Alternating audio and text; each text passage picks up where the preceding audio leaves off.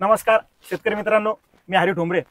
आपण आज सीताफळाच्या प्लॉटमध्ये आलेलो आहोत आणि या प्लॉटची परिस्थिती पाहता या प्लॉटमध्ये पूर्णपणे हा प्लॉट म्हणजे सूर्यप्रकाश खाली येत नाही, पूर्णपणे पॅक झालेला आहे.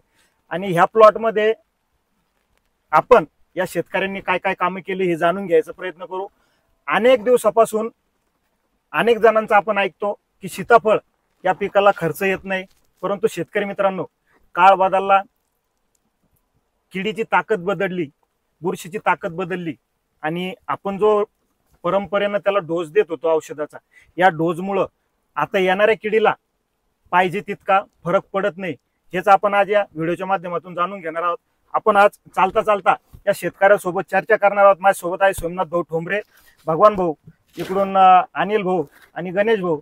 जवळजवळ तरुण युवा पिढी पूर्णपणे हे सीताफळ, डाळिंब, ड्रॅगन फ्रूट बागेतदार आहे. चला यांच्या भावना आज आपण जाणून घेण्याचा प्रयत्न करू. चला साहेब, तुम्ही या प्लॉट मध्ये बघू शकता की किती वर्षाचा प्लॉट आहे भाऊ? हा 6 वर्षाचा आहे का? हो. या 6 वर्षाच्या प्लॉट मध्ये आज जवळजवळ 80 ते 100 फळाची सेटिंग प्रति झाडावरती आपल्याला झालेले दिसून येत आहे. नाही, ज्यादा आहे. किती आहे? 100च्या वर आहे. 100च्या वर आहे. हो. बर, याच्यात आता हे तण व्यवस्थापनासाठी अगोदर काय केलं होतं? पहिली मशीन घुमिली सर मी. बर मशीन घुमिले के बाद तुम्ही सीप पॉवर दिलं होतं. बर. ते 80 ml न वापरला आपण. हा हा. आणि त्याचा असा रिझल्ट आला. बर बर. बऱ्याच शेतकऱ्यांची वरड आहे मिलीबग साठी. आता मी पुणे जिल्ह्यातही गेलो होतो मागच्या आठवड्यामध्ये, तर बऱ्यापैकी सगळ्या शेतकऱ्यांची शिकायत आहे की मिलीबग हा सीताफळीला खूप त्रास देतो. हे आपल्याला माहिती आहे, सर्वांनाच माहिती आहे. तुम्ही पूर्वनियोजन म्हणून साध्या भाषेत काय सांगाल? पूर्वनियोजन म्हणून काय करता? मिलीबग हे असा भयंकर रोग आहे. बर. बाकी दुसरा याला कोणताही त्रास नाही, कोणत्याही रोगाचा त्रास नाही. बर. फक्त याला मिलीबगचा त्रास आहे. बर. पण स्टार्ट पासून मिलीबगला तुम्ही सांभाळलं तर 70 ते 80% ते आटोक्यात राहू शकतो. बर. याला सुरुवातीला काय काम केलं तुम्ही? सुरुवातीला याला स्लेअर औषध जरी नाही लक्षात राहिले, सगळं लक्षात आहे. कीटकनाशक म्हणून जरी सगळं तुम्ही लक्षात आहे सांगितलं, आपल्या. तरी बी आपल्याला चालतं. याला खालून स्लेअर प्रो सोडलं बर ठिबकद्वारे. बर. नंतर बेसी पावडरची डस्टिंग केली खोडा सगट. बर. आणि नंतर क्लोरोसायपर स्लेअर प्रोची खोड डस्टिंग मध्ये खोडं धुवून काढली पाण्यात द्रावण एकत्र करून. हा, चायना पंपाना पाठवून पंप घेऊन. बर. आणि परत कीटकनाशकच्या फवारण्यावरून चाली ती मिलीबग साठी.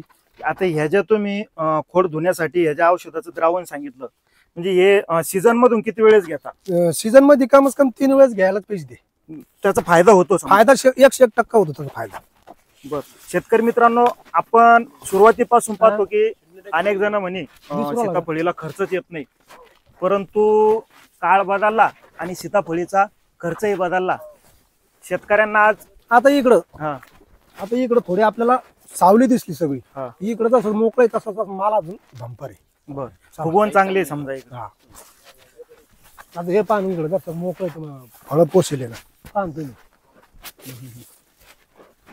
जवळजवळ एका फांदीला 10-15 फळाची सेटिंग झालेली आहे समजा इथं. ज्यादा आहे. तुम्ही मोजून या घ्या, रामाच्या आप्पासारखा एकदा. या झाडावरती जवळजवळ 100-100-125च्या आसपास फळ असेल याच्यावरती.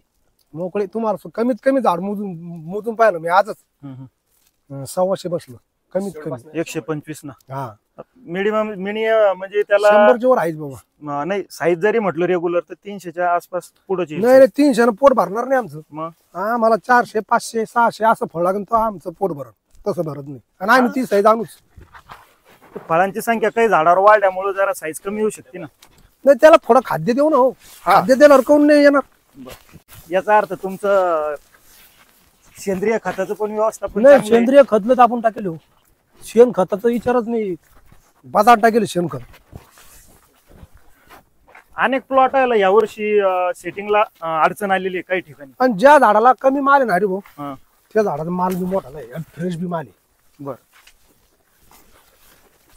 आता हे पहा बरं तुम्ही.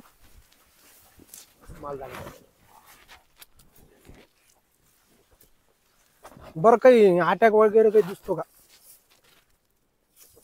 इथं 7-8 फळं होती बरं का रे भाऊ. पुढून फेकले ते म्हणलं असे जरा ते बाहेर खाली.